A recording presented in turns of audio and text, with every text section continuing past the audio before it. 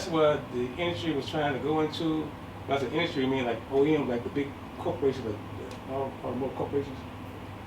And they were looking at how to implement self-driving vehicles into the roads. Mm-hmm. So they said, oh, well, we could do it, but we got to put the brakes on it. Okay. We'll deal with electric cars.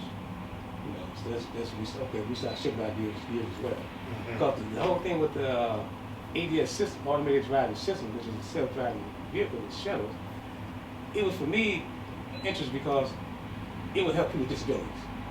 People can't drive. Of course. You know, people, you know, limited limbs, you know, arthritis, Mm-hmm. you know, other impairments, Gotcha. impairments, Okay. physical impairments, or even blind people. Mm-hmm. Because that's what got my interest. Right. But then everything stopped in the pause on self-driving, and then that shifted to electric vehicles. Okay. So that's what we shifted our focus on EVs. But then we said, hold on, if we're gonna shift to EV, then what about service repair? What about the black communities, Mm-hmm. urban communities? What are we gonna do about them? Mm-hmm. Can they afford a $40,000, $50,000 vehicle? And then who's gonna work on it? That's a good point. You know, on Cal and his associate, you know, we used to call them, what they call them, garage mechanics, Mm-hmm. you know, or what they call shades mechanics. They have no clue on what to do with these cars. Mm-hmm. So we said, let's figure out how to really bring the education to the population that need it. You know, Okay. make a transition from what's called ICE engines, internal combustion engines, to electric motors, electric Okay. vehicles. All right. So we try to get, you know, acclimated to the community, deep, rich into the communities, work with some mechanic shops, get their mechanics, you know, acclimated or educated on EVs, but they're gonna need it. You know, it may look like a long path down the line now, but times change quickly these days. Right. So what you seeing any hangups in the as far as the transition? And if so, what do you identify? I identify with the frustration of the charging systems.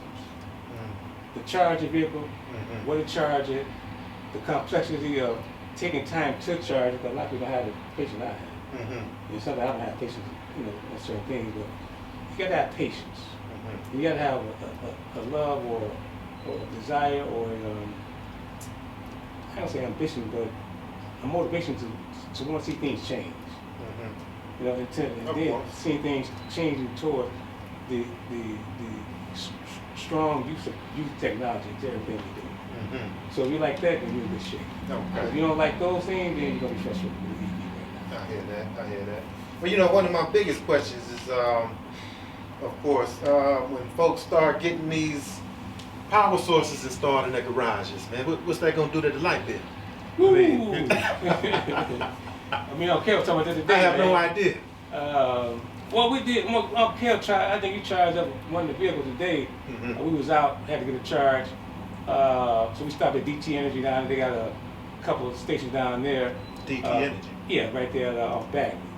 Okay. They older stations though, but they still fast chargers. Okay. And so we said, well, we ain't got time to be sitting up. So we wait about 15 minutes. We charge up. Mm-hmm. Cost about $3 about 50 cents. Okay. So I say, well, because I got some guys I work with from out of Holly, Michigan. Holly. They are Holly, Michigan. Holly. Okay. And some guys at Holly, Michigan, they agreed to kind of help us out with the training side on the charge station installation. Because they do Okay. all the big charge station systems set up in Michigan as well. Mm. So they agreed to, man, it was a good, we had some good talks. And they really liked what we were doing. Mm-hmm. They said, man, we want to be a part of what y'all doing in the community. So they agreed to have our guys come out, shadow them on the big charging station installation processes and show them, what it takes. Mm-hmm. You know what I'm saying? But that's from an electrical engineering perspective as well. But they still be learning as a, like hands-on as well. So yeah, other time the guy said, well, man, I'm saying if I'm paying, for instance, because we're working on getting about 4 charging stations here, super chargers here. Mm. So we've said if a guy pull up, or a person pull up, say they, like me, Uncle Cal did, and it costs us $4 to charge the vehicle. So we'll probably gain about maybe, I would say 15-20% of range. They'll probably give you something maybe about 60 miles Okay. or 70 miles. So it costs about $350. Like, yeah, okay, what you think? Yeah, What you think? yeah. Once we get our charging stations here, what would that energy cost us to service, to transfer, power to someone's vehicle? So if it costs us $350, what's going? I'm sorry, if it costs the customer, the driver $350, Right. what's it going to cost us to deliver that power? So those are some of the things that we're trying to really kind of get our heads around. Okay.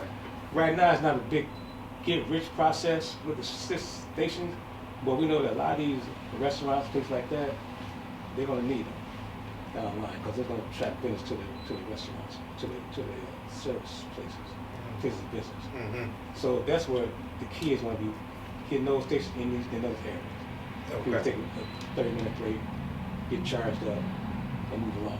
Okay. But the key is going to be how much is that energy going to cost us to deliver to that vehicle. And that's what we're really trying to wrap our heads around. Okay. But we still got to get into the charging station space, though. That's very important. Right. But yeah, that sounds like something that would definitely, make an impact.